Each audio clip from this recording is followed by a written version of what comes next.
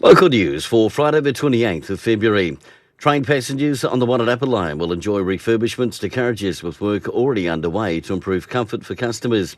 Committee Chair Roger Blakely says all of the 24 carriages on the Wairarapa line are being upgraded with interior and exterior improvements, including air conditioning overhauls and upgrades. Police are seeking the information on the whereabouts of a Wellington couple with multiple warrants to arrest.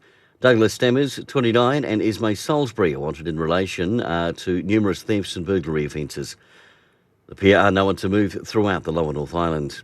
And the East Coast Young Farmer of the Year competition is on tomorrow in Waipukuro. Andrew Moffat, 2AC on a sheep and beef farm near Kahutara, and Henry Smith, the block manager at Palliser Ridge Station, will compete against others for the chance to represent the East Coast region.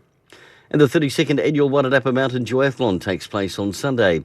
With long and short course options available, athletes will be tested, with the predicted temperatures expected to be in the high 20s.